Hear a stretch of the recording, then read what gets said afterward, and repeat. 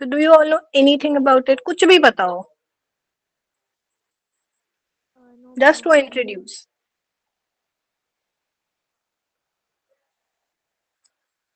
Anything guys. Ma'am like इसमें different types के caste के बारे में डिस्कवर होता है, उनके लिए बेटर पॉलिसीज बनाने के लिए। हाँ, ऐसा ही होता है एक्चुअली।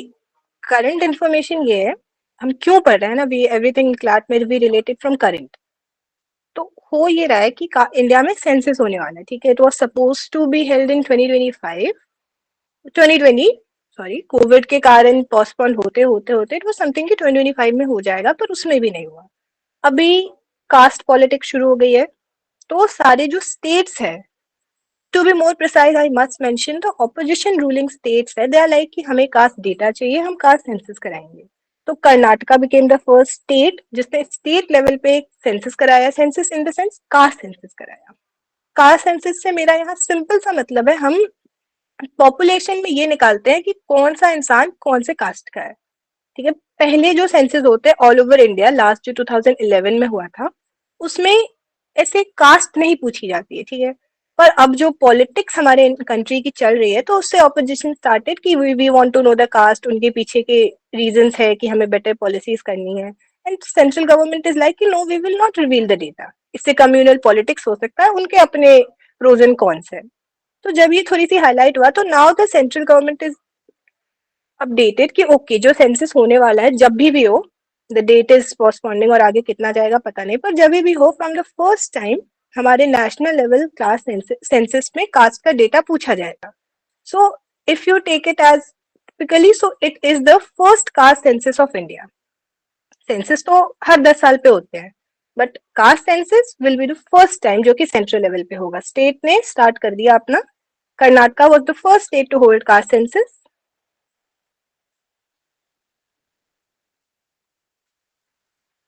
ओके, सो स्टार्ट करते हैं। सो जैसा कि मैंने कहा, first caste based census after independence in 2023, Bihar became the first to execute this caste based survey. ठीक, कर्नाटका ने कास्ट सेंसस कराया, सो ही इट बिकेम द फर्स्ट, पर उसने ना डेटा रिवील नहीं किया। It didn't reveal the data कि हमारे स्टेट में इतने इस कास्ट के लोग हैं, इतने एक्स कास्ट के लोग हैं। पर 2023 में बिहार ने ना सिर्फ कास्ट सेंसस कराया, बट उसका डेटा भी रिवील किया। So technically, so it was the first state to execute the caste based survey. Now it will be concluded with original census. साथ में ही सेंसस करेंगे, कास्ट भी पूछेंगे, और नॉर्मल जो 10 साल का डिकेड वाला सेंसस होता है वो भी करेंगे। Now it may begin in September in 2 parts. First part will be first phase. So first phase will be on hilly areas, that is Ladakh, Jammu Kashmir, Himachal Pradesh and Uttarakhand. And in second phase it will be the rest of the India. Now what is census? आप बताओ what is census? Screen पे भी visible है अपने understandings में। Very lemon definition. Ma'am basically किसी भी तरह का डेटा को नेशनल लेवल पे कलेक्ट करना। या okay, so census it is the process, बिल्कुल सही था, it is the process of compiling and analysing the demographic data. हम यहाँ पे डेटा तो बहुत सारे टाइप के होते हैं, बट कौन सा data we analyse it, that is demographic data. So at a specific time all the person in a country, ठीक है। सेंसस स्टेट वाइज भी होता है, एरिया वाइज भी होता है, यहाँ पे हम जिसकी बात करें that is country wise. So specific time पे सारे पर्सन की एक कंट्री में डेटा को, डेमोग्राफिक डेटा को will analyse. Now it also give the trend of the population characteristic. इससे सेंसस से क्या होता है, we get the trend. Okay, Yes, ma'am. so now कुछ static facts about this caste census, sorry, only census, not caste census. So the nodal ministry जो census को conduct कराती है, that is home affairs. तो ये caste census जो आता है, ये home ministry के अंदर आता है। Now it is organized by home ministry के अंदर भी कुछ सब divisions है, एक specific सा ministry है, that is office of registrar general in census. So the nodal ministry is home affairs and it is organized by office of registrar general in census. तो किसी को पता है who is the present census commissioner?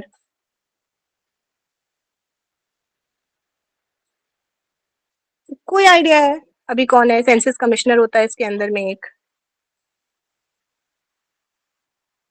If you don't no it's perfectly fine, just बोल दो. Sorry ma'am, I don't know. No, no problem. It's Mrityunjay Kumar Narayan. Current में the present census commissioner is Mrityunjay Kumar Narayan. Now, the census is conducted under a provision of Census Act 1948. तो ये Census Act कब का? 1947 में we got the independence. उसके बाद we hold the first census. उससे पहले हमें act चाहिए था. So the act is of 1948. Independence के एक साल बाद. It was framed by Sardar Vallabhbhai Patel. So he was the then Home Minister of India. तो उन्होंने इस एक्ट को पास किया था थ्रू द पार्लियामेंट. नाउ अब सारी चीजें जो है इट्स अ कॉन्स्टिट्यूशनल अफेयर. हमारे कॉन्स्टिट्यूशन में लिखा है कि we need to hold a census. तो the article that deal with the census is article 246. ठीक है. सो दिस आर्टिकल ये याद रखना. The article is 246. It is listed in the serial number 69 of 7th schedule of constitution. Now थोड़ा सा easy है. अभी तो हम सेंसस कराते हैं, we get the legal backing from constitution. Earliest time में क्या होता होगा, like which source talked about this census? If you don't know take a wild guess. कुछ सोर्सेज होते हैं हमारे 8th-9th की सोशल साइंस में पढ़ा होगा. नहीं पता, गेस कर लो.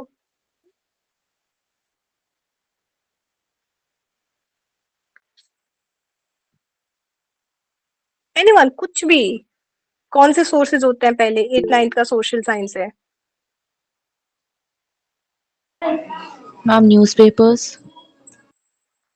Earlier source I mean that Smriti होती थी, कुछ बुक्स होते थे.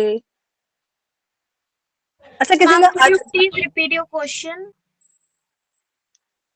now we have the legal backing of census through constitution.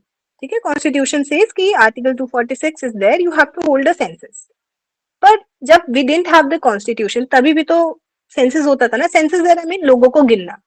we count our population. तो पहले कौन सा source होगा? the earliest source which we get the information कि okay there is need to be census.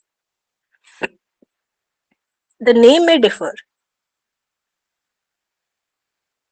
अच्छा किसी ने अर्थशास्त्र का नाम सुना है? Ration card. हाँ, राशन कार्ड. अर्थशास्त्र का नाम सुना है?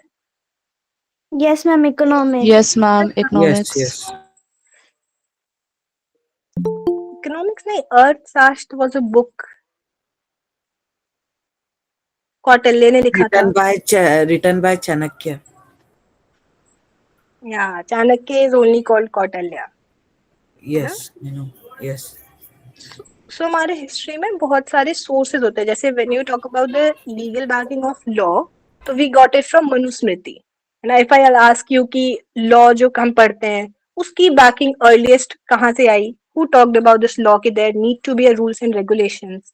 So that is from Manusmriti. उसी तरह से in the same way census की पहली बार बात किसने की? लाइक कौन सा हमारे पास अर्लीस्ट सोर्स है कि वी नो अबाउट इट? तो इट इज अर्थशास्त्र. Chanakya wrote it. चाणक्य कौन थे?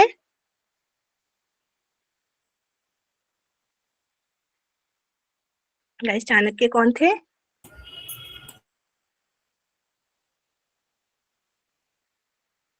मौर्यन एम्परर चंद्रगुप्ता के ऑफिशियल थे आई थिंक. कोई. हाँ, ओके. उनके गुरु थे. He was a teacher in गुरु थे. Nalanda University. Yeah.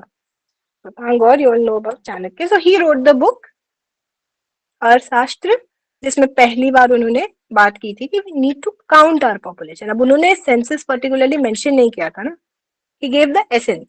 You need to know कि आपके एक टेरिटरी में कितने लोग रह रहे हैं. आप वो जानोगे, then you will work accordingly. Okay, so now the history of census. History means the British. Britishers ने ऑफिशियली सेंसस नाम की चीज स्टार्ट की थी. तो the history of census include city wise census. So the first city was Allahabad in 1824. and then Banaras in 1827 by James Phipson. So Britishers ने पहले छोटे लेवल पे सिटी वाइज सेंसस स्टार्ट किया, census in the sense population को गिनना start किया. Now next, first complete census was conducted in 1830s by Henry Walter in Dhaka. Now, Dhaka is Dhaka, Bangladesh. Pehle everything was part of the Indian subcontinent. So the first complete census was concluded in Dhaka, Bangladesh. Second census, that was in 1836, 1837 by H.T. George. And now the interesting part, 1849 में Government of India ordered the local government to count population in every 5 years. अभी कितने सालों पे census होता है? 10 years. 10 years. 10 years. Yeah. So in 1849 जब census start हुआ था, then government said कि हर 5 साल पे count the population. Now पूरे इंडिया में सेंसस कब हुआ? That was in 1881 by Governor General W.C. Plodin. Okay, so the first commissioner, census commissioner of India would be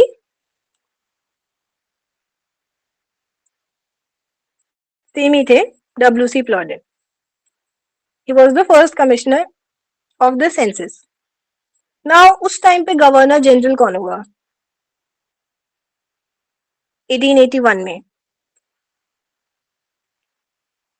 Dalhouse. It was हाँ कौन? Tell me. Dalhousie. No, it was Lord Ripon. उनका नाम सुना है? His name is Ripon or Ripon? Ripon, Lord Ripon. Lord Ripon. R-I-P-O-N. R-I-P-O-N. P.O.N. Okay, thanks. Yeah. P-O-N. So he was the then Governor General. Okay, now let's move forward.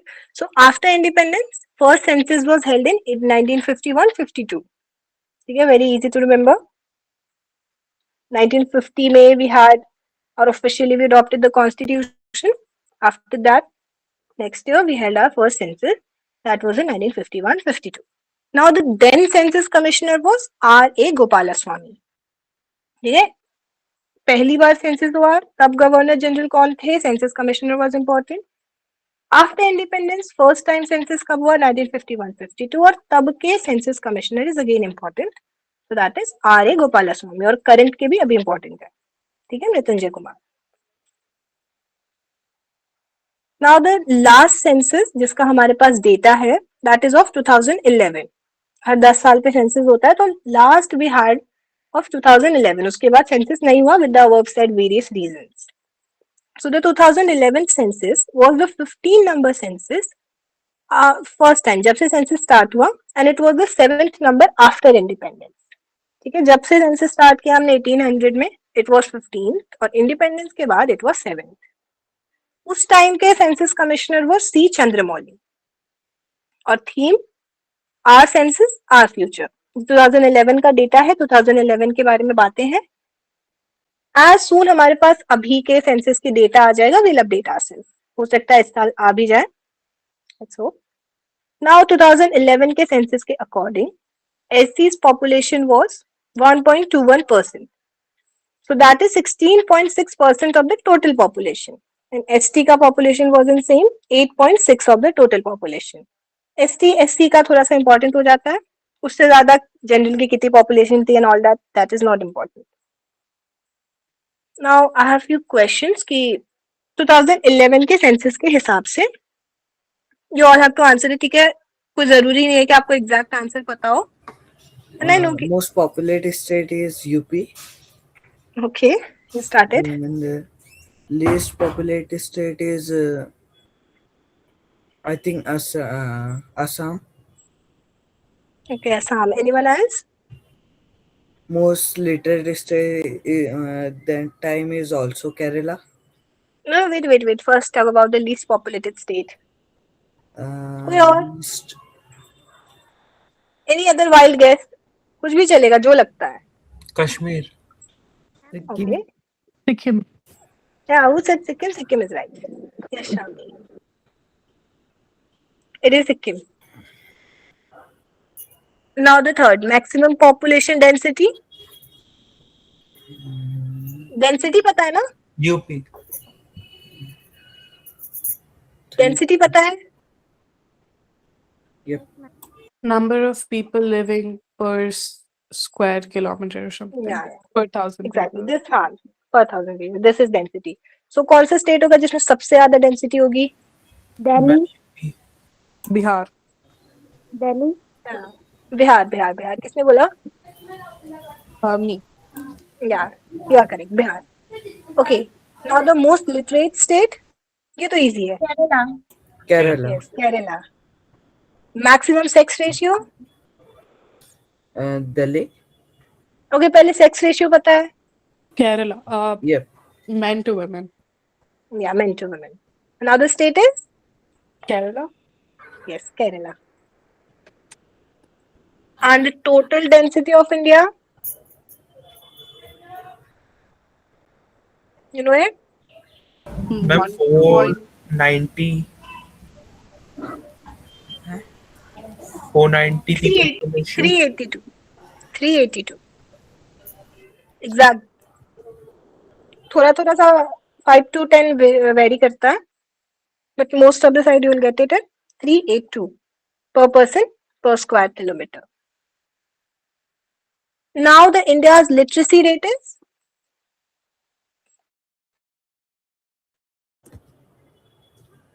Eighty. 86. 74.4. 74.4. I think it's 80. 91.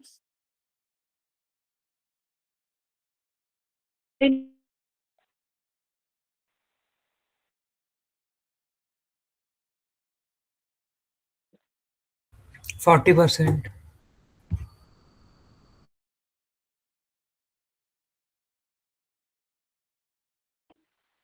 Now the average sex ratio हो गया? Yeah, average sex ratio is?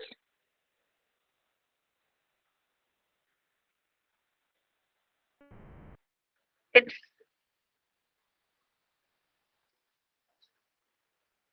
No, we don't. sir. No.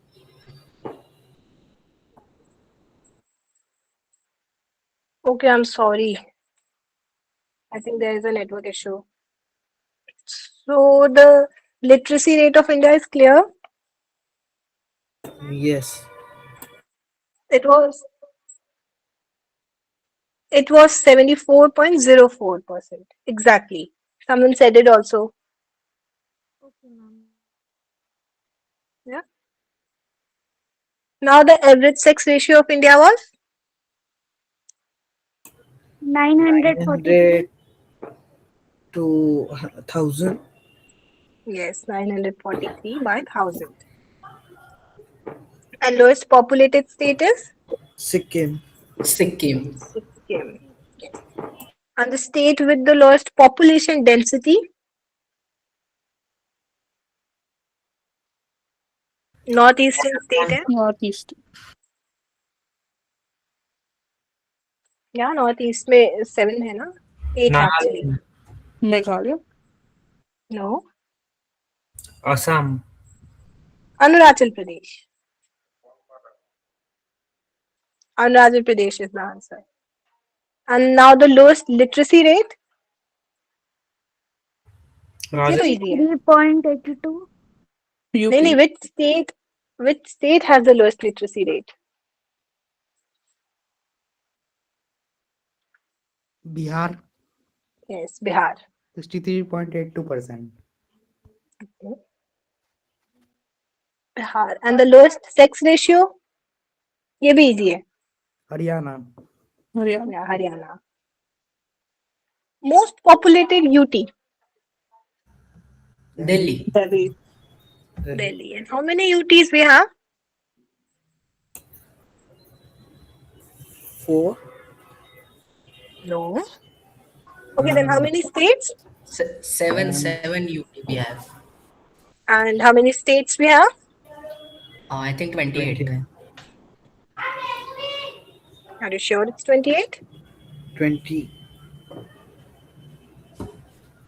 28 or 29, I think. 29. 29. 29. So we have 7 UTs. No, it's not. ठीक है पहले we have 8 UTs, पर अभी recently Daman and Diu, Dadar and Nagar Haveli, that was a UT जो merge हो गया, so now we have 7 UTs और उसमें से Delhi is the most populated. Now the least populated is Lakshadweep. Or Lakshadweep. sorry no Lakshadweep, ma'am. hello no sir they merged. Okay. Now the least populated UT. Lakshadweep. Lakshadweep. Lakshadweep. Yeah, Lakshadweep. Okay, so let's move forward. Now we have a United Nation का organization called UNPEF.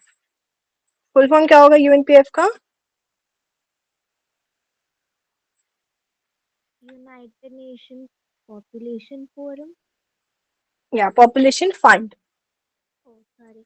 See, we are reading it here because officially we know कि India is the most populated country of the world.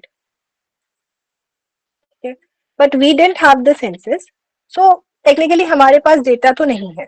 अभी हमारी total population कितनी है? Unofficially we know, but officially तो हमें नहीं पता. But in the worldwide it is there कि India became the most populated country.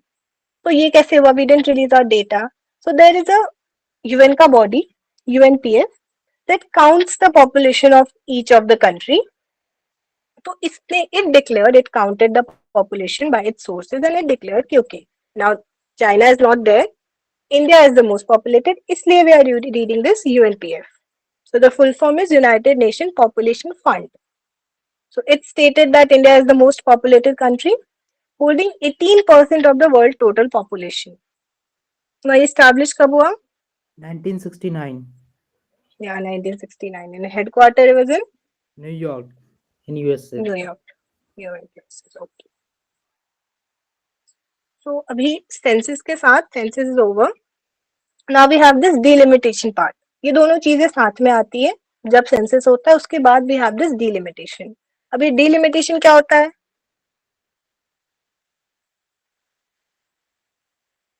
census की तरह ही होता है, कोई आइडिया हो?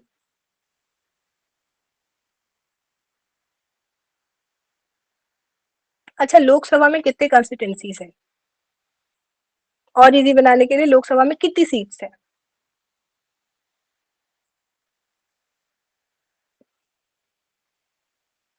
Guys, am I audible?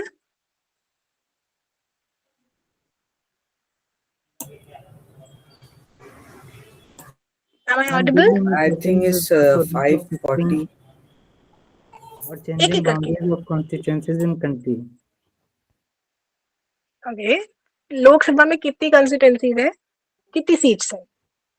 Ma'am, 543. Yes, ma'am, 543. हाँ, 543. तो ये हमने डिसाइड कैसे किया कि we'll have this 543 seats? Yeah, we decided by our population. हम जो सीट्स बांटते हैं उसको हम स्टेट्स में we divide the seats, तो we divided by the population. हमारा एम ये होता है, इसी को डिलिमिटेशन बोलते हैं, ठीक है? हमारा एम ये होता है कि हम जो कॉन्स्टिट्यूंसीज इजी करने के लिए कॉल इट एज सीट, हम जो सीट देंगे वो इक्वल पॉपुलेशन पे देंगे.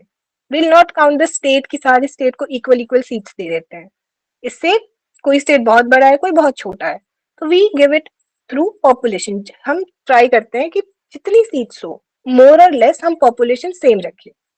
तो हर साल सेंसस के बाद जब सेंसस होता है तो हमारे पास टोटल पॉपुलेशन का डेटा आता है, और उस टोटल पॉपुलेशन की डेटा के बाद हमारे पास ये भी डेटा आता है ना कि कौन से स्टेट की पॉपुलेशन बढ़ी है, कौन से स्टेट की कम हुई है. तो वी डिवाइड द सीट्स, हम अकॉर्डिंगली कहीं की सीट्स बढ़ा लेते हैं, कहीं की सीट्स को कम कर देते हैं. So this process is known as delimitation. बस इतना ही है, पॉपुलेशन के बेसिस पे सीट्स को या तो ज्यादा करना या तो कम करना, और इफ यू फील कि कुछ चेंजेस नहीं हुए तो सेम रहने देना. This is delimitation. Is it clear? Yes ma'am. आगे बढ़े क्योंकि दिस इज द बेस। अभी हम जितना पढ़ेंगे डिलिमिटेशन पे, ये भी हमारा एक कॉन्स्टिट्यूशनल फ्रेमवर्क है, कॉन्स्टिट्यूशन में लिख रखा है। तो delimitation is clear, the definition.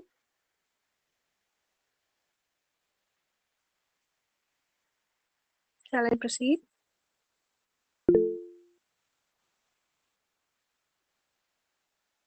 Okay. So now the literal definition is, it means the fixing limit or boundaries of electoral constituencies for elections to the Lok Sabha and state legislative assemblies. Okay, it involved redrawing of constituencies based on the population so that each constituency has, as far as possible, equal population, ensuring equal representation across regions. वही चीज है जो भी discuss किया। Now the Lok Sabha किस किस चीजों को ये चेंज करते हैं? So the Lok Sabha constituency, state legislative assemblies and reservation for seats for ST and ST communities, उसके पॉपुलेशन के बेसिस पे, proportionate to their population. Okay, now the constitutional provisions. So we have this Article 82 कि after every census, Parliament must provide a law for delimitation of constituencies for Lok Sabha. This is for Parliament. Article 82. Basically, Article 82 deals with the central level. Now, Article 170 deals with the state legislative assemblies. After every census, Parliament must provide for a law to delimitation of the constituencies to state legislative assemblies. Okay, so these two articles are related to this delimitation given in our constitution. Okay, now delimitation commission होता है India का जो delimitation करता है. So a commission set up after every census under the Delimitation Act. Independent authority होती है. Its orders cannot be challenged in court. This is important part. इनके orders को कोर्ट में चैलेंज नहीं किया जा सकता. ना इसका स्ट्रक्चर क्या होता है? A retired Supreme Court judge or a High Court, that will be the chairman, elect chief election commissioner plus election commissioners, and the third is state election commissioner, that is advisory. तो 3 लोगों की एक body होती है, ठीक है, which we call it the Delimitation Commission of India. Her census के बाद बनती है. Now we have this Delimitation Act 2002, जिसने Delimitation Act 1972 को रिप्लेस किया था. ये होता ही है कि इस एक्ट का ईयर इतना इंपॉर्टेंट नहीं है क्योंकि एज आई मेंशन हर 10 साल के बाद एक ना एक एक्ट आएगा. या तो वो एक्ट डिलिमिटेशन करने के लिए आएगा या तो वो एक्ट डिलिमिटेशन को फ्रीज करने के लिए आएगा. द एक्ट विल से कि अभी पॉपुलेशन उतनी है, अभी हम सीट्स की काउंटिंग नहीं करेंगे. तो हर 10 साल के बाद एक्ट तो आएगा, इसलिए एक्ट का ईयर डजंट मैटर क्योंकि ये एक्ट हर 10 साल में आते हैं.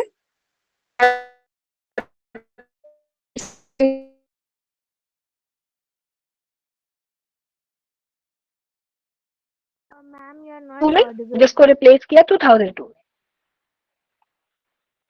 Am I audible now? Your voice is not clear then. Is it clear now? Voice is breaking. अभी आ रही है आवाज? Yes ma'am. Yes, now. ठीक है, तो पिछले स्लाइड का क्लियर था, यहाँ से स्टार्ट करो फिर से.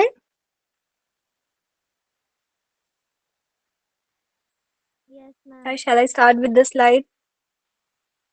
Yes ma'am. Okay. So, yeah, so the first Delimitation Act was in 1972, which got replaced by Delimitation Act of 2002. So it provides for the readjustment, allocation of seats in Lok Sabha and state assemblies. Basis of the delimitation exercise after 2001 का census के बाद ये act आया था, 2002 वाला, and later it got amended in 2003, 2008 and 2016. तो हर census के बाद एक act आता है, या तो फ्रीज करेगा या तो काउंटिंग करेगा. नाउ कुछ अमेंडमेंट्स हैं, जैसे जब, क्योंकि ये कॉन्स्टिट्यूशन की बात है, कॉन्स्टिट्यूशन में लिखा है, तो जब भी ऐसा कोई एक्ट आएगा तो कॉन्स्टिट्यूशन में अमेंडमेंट आती है. So the last amendment was in 84th amendment जो कि 2001 में आया था. It extended the freeze on the seat change in parliament assembly until after 2026 census. सो हुआ ये था this constitutional amendment is important. कौन से नंबर का कॉन्स्टिट्यूशनल अमेंडमेंट था?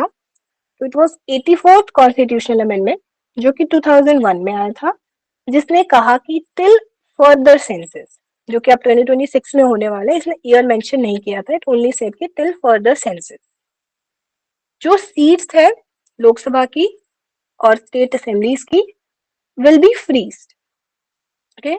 Originally, seats were frozen from 1976 based on the 1971 का census. This means that delimitation could not be implemented until the new census figures were available. इतना clear है? Yes, ma'am. ये constitutional amendment समझना, this is important. ये बहुत सारे amendments हो जाते हैं, so they confuse you in the mock.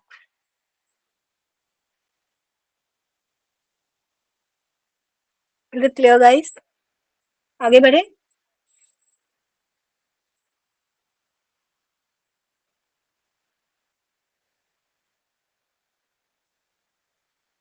Okay, so the past delimitation commissions are, पहला delimitation commission था was in 1952, 1951 के सेंसस पे.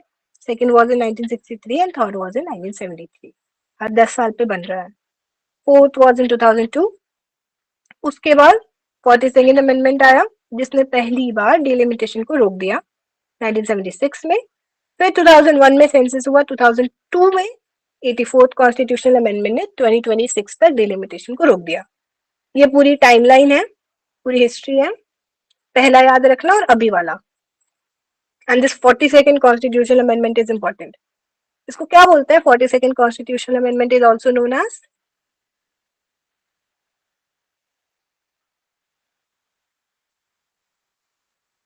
फेमस है, इमरजेंसी के टाइम में आया था. Who was then prime minister? Indira Gandhi. Indira Gandhi. And she pass this 42nd constitutional amendment. और इसको क्या बोलते हैं? बहुत ही फेमसली बोला जाता है, Mini constitution. Yes, mini constitution. Very interesting and very simple. 42nd constitutional amendment को मिनी कॉन्स्टिट्यूशन बोलते हैं, क्योंकि उन्होंने बहुत सारी चेंजेस की थी इसमें. This was during emergency. Emergency was imposed in 1975.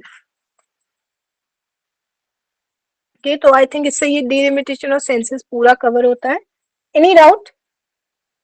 और shall I proceed to the next?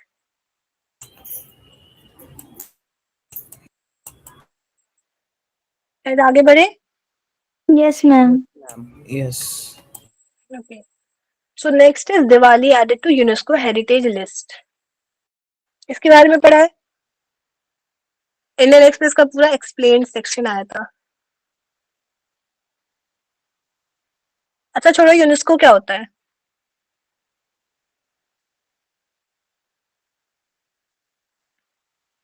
कुछ भी बेसिक था, जो भी पता हो, कभी सुना हो UNESCO? United Nations Educational, Scientific and Cultural Organization. Okay. It was founded on 16 November 1945. Headquarter is in France. Paris, Paris. France. Okay. And it aims is to promote peace, security, and corruption through education, science, technology. Okay. Google किया है ना? No, no ma'am. Problem. Ma'am GK में notes था. अच्छा, GK में notes था, ठीक है. तो सिंपल सा काम है. यूनेस्को यूनाइटेड नेशन की ऑर्गेनाइज बॉडी है, ठीक है. इसके अपने मेंबर्स होते हैं. इसका हेडक्वार्टर, इसका डायरेक्टर जनरल कौन है? No idea. Google it out.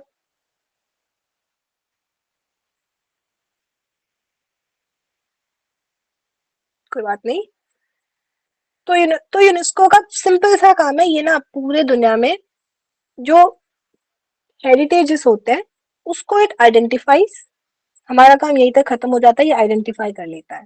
Technically इसको प्रोटेक्ट करता है, उसको प्रमोट करता है, security and all that book stuff. अभी रिसेंटली इसने क्या किया, करंट में दिवाली जो कि इंडियन फेस्टिवल है, उसको ऐड किया यूनेस्को हेरिटेज लिस्ट में.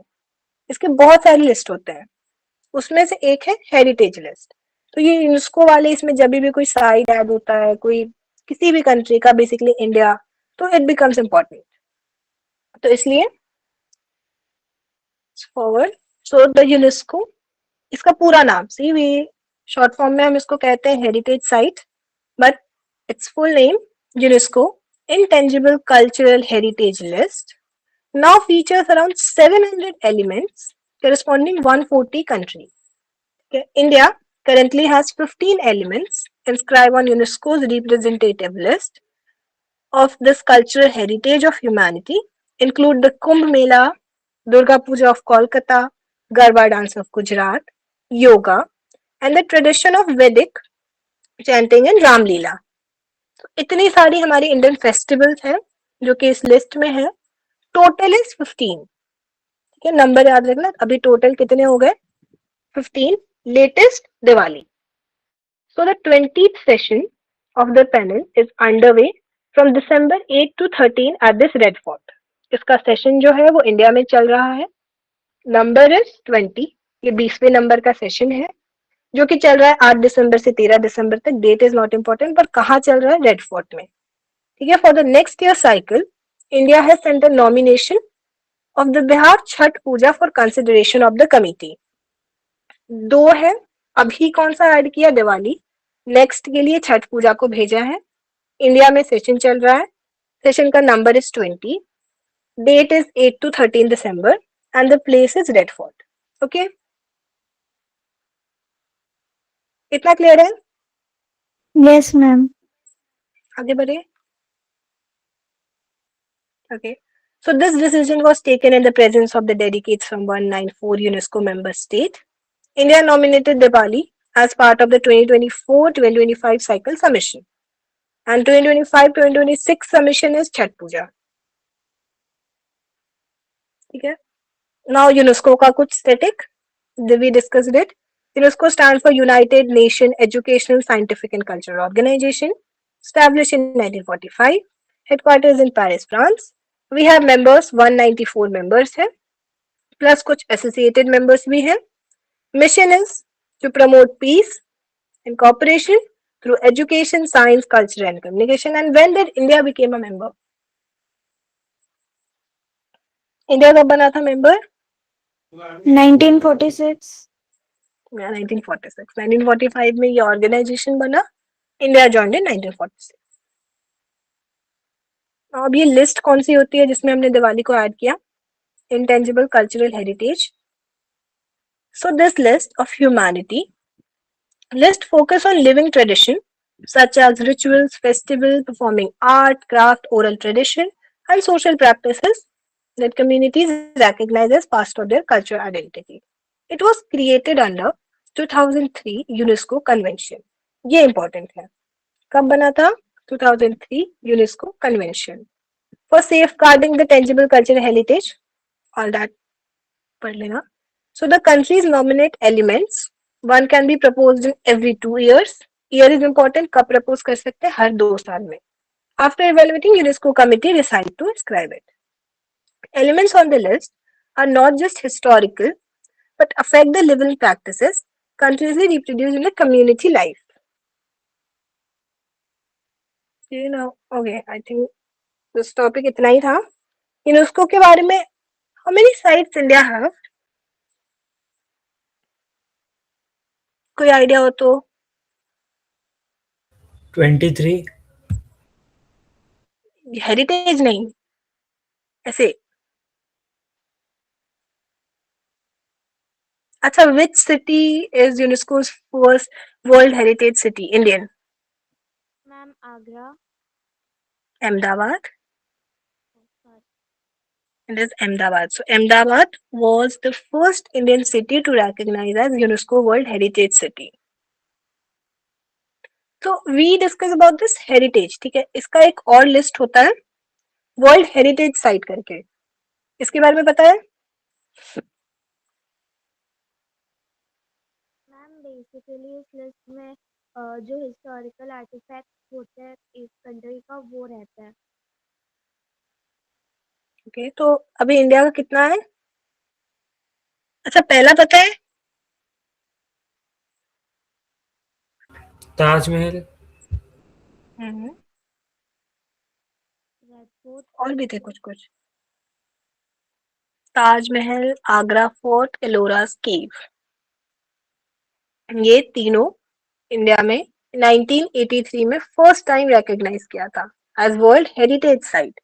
ठीक है, अभी जो डिस्कस किया दैट वाज हेरिटेज लिस्ट। ठीक है, उसमें हम सिर्फ फेस्टिवल और हेरिटेज टाइप चीजें इंक्लूड करते हैं, basically festival, Durga Puja, this Deepawali, Chhath Puja. पर दिस वर्ल्ड हेरिटेज लिस्ट, इसमें हम मॉन्यूमेंट्स को इंक्लूड करते हैं। ठीक है, तो पहले 1983 में पहली बार किसी इंडियन मॉन्यूमेंट को इंक्लूड किया गया था। The elements were Ajanta cave, Ellora cave and Agra Fort, Taj Mahal also in the year 1983. And the first city to recognize as UNESCO World Heritage City was Ahmedabad. अभी कौन सा है लेटेस्ट, पिछले साल की बात है, इंडियन कौन से साइट को इंक्लूड किया है?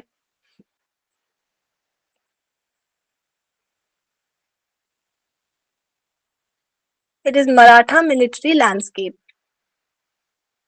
2025 में लेटेस्ट जो वर्ल्ड हेरिटेज साइट को इंक्लूड किया यूनेस्को में, Indian world heritage site, that is Maratha military landscape. ठीक है, जो साइट्स होते हैं ना, वी हैव 3। किसी को पता है 3 कौन कौन से हो गए? एलोरा, आगरा एंड अजंता केव। हाँ, ये तो मॉन्यूमेंट्स है हम जो इंक्लूड करते हैं। जैसे जो हमने यूनेस्को जो इंक्लूड करता है वो करता है कल्चरल, नेचुरल और मिक्स्ड। जिन साइट्स को वो ऐड करेगा उसको तीनों साइट्स में डिवाइड करते हैं, cultural site, natural and mixed. तो इन तीनों के बेसिस पे वो करते हैं, और इन तीनों को मिला के इंडिया के पास टोटल 44 ऑफिशियल साइट्स है। ठीक है, तो this was my first question जो मैंने पूछा था, कितने साइट्स है टोटल? तो 44 है, और 44 नंबर का latest is this Maratha military landscape.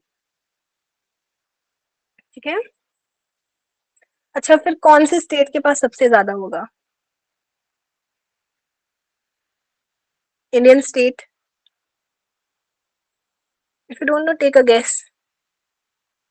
Tamil Nadu और यूपी। Anyone else? Maharashtra. या Maharashtra, Maharashtra is correct. That has the most number of World Heritage Site in India. And which country, कौन से कंट्री के पास होगा सबसे ज्यादा? India. नहीं, अनफॉर्चुनेटली नो। Egypt. नहीं, इटली। या Italy. Italy is the country जिसके पास वर्ल्ड में सबसे ज्यादा हेरिटेज साइट्स है, और India is on 6th number with 44 sites. Okay,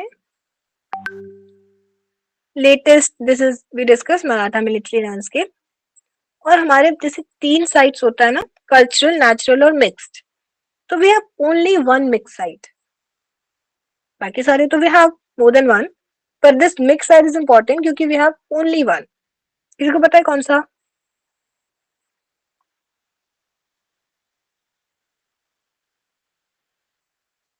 it's Kangchenjunga biosphere reserve. ये जो है ये इंडिया का इकलौता मिक्स साइट है, इसलिए ये क्वेश्चन बनता है। ठीक है, and the last, which is India's first city of literature? ये तो इजी है, गेस करो।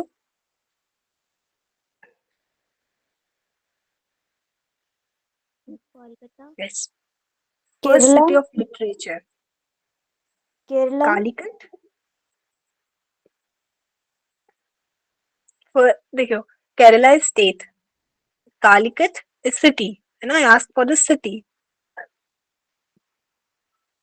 Like we have the first heritage city is of Ahmedabad, उसी तरह first city of literature is Calicut. Okay, is this clear? Next topic पे बढ़े। Yes ma'am. Everyone is clear with it? Yes ma'am. Okay.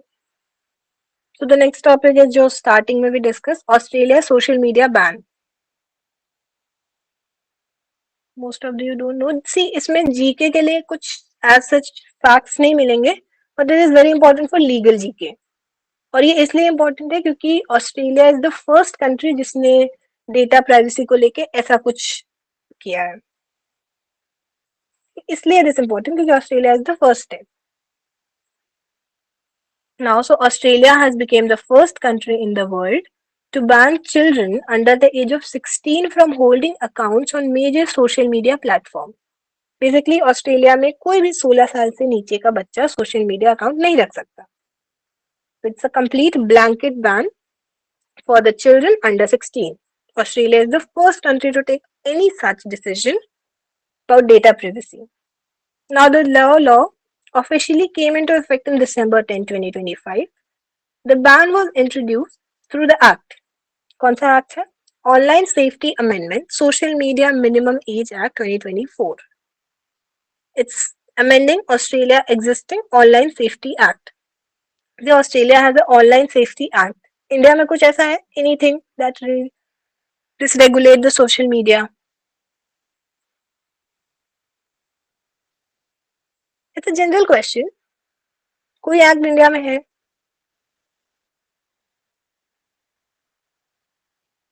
Guess कर लो. इधर answer in yes or no.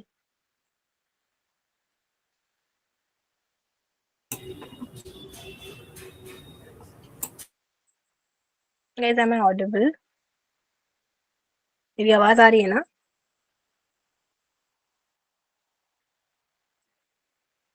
Yeah. You repeat the question. Does India have any such laws that regulate the online safety?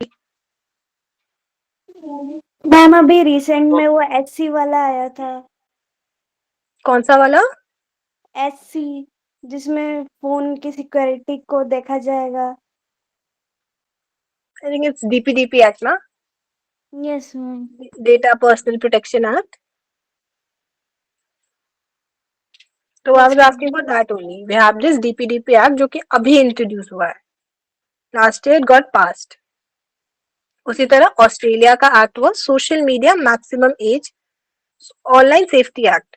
They amended that or introduced a bill that is called Online Safety Amendment, Social Media Minimum Age Act 2024. Okay, this act states that person aged below 16 cannot create or maintain any accounts in the selected social media platform.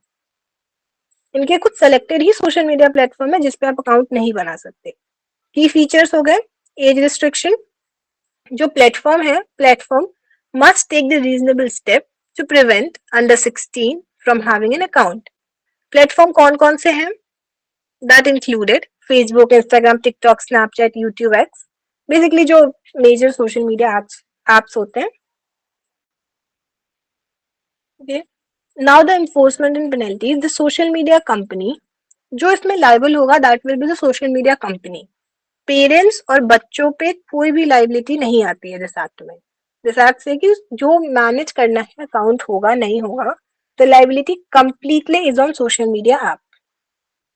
Nothing is on children or their parents. इतना ही है. I think this slide has only this information. The law focuses on account creation, maintenance under 16. Can still browse some of the content without an account. It may be commenting on the post or inquiring. So I think this was it. This was the topics. Any doubt this?